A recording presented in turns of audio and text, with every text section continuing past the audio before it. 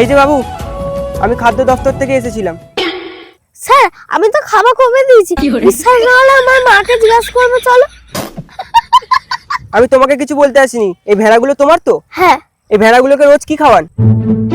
আমি তো ওদেরকে বাড়িতে প্রতিদিন ছোলা খাওয়াই। কি? এখন মানুষরা নিজেরা ছোলা কিনে খেতে পারছে না, আর আপনি ভেড়াগুলোকে ছোলা খাওয়ান? এই নিন, এই কাগজটা ধরুন। স্যার এতে কি লেখা আছে? নিজে পড়ে নিন, তাহলেই তো বুঝতে পারবেন। আপনি একটু না পড়ে বলে দিন স্যার, আমি পড়তে পারি না। এতে লেখা আছে এই দুর্দশার সময় মানুষ খেতে পারছে না, আর আপনি ভেড়াগুলোকে ছোলা খাওয়াচ্ছেন, তার জন্য 50,000 টাকা জরিমানা। কিলো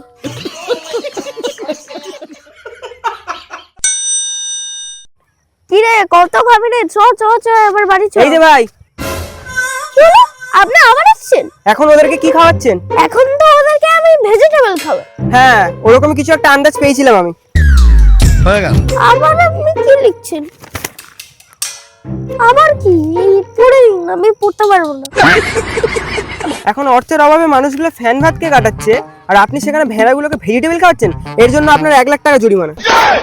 চাতে আগে 50,000 টাকা আর এখন 1 লাখ টাকা।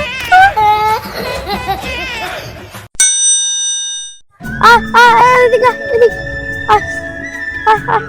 তাড়াতাড়ি তাড়াতাড়ি। এই যে ভাই, আপনি আবার এসেছেন? আপনি এসেছেন কেন আবার? কি করতে এসেছেন? তা আপনি এখন ওদেরকে কি খাওয়াচ্ছেন? এখন যা ওদেরকে আমি খাওয়াচ্ছি, আশা করি আপনার কোনো প্রবলেম হবে না, আপনি যেতে পারেন। আমি সরকারি দপ্তর থেকে এসেছি, আপনি কি খাওয়াচ্ছেন সেটা আমাকে ইনকোয়ারি করতে হবে, সেটা আপনাকে বলতেই হবে। শুনুন, এই দুদিনে আমি যা বাস খেয়েছি, এই ঝামেলার মধ্যে আমি আর ঢুকবো না। ওদের সবাইকে আমি 10 টাকা করে দিয়ে দিই, ওরা যা পারে কিনে খেয়ে নেয়।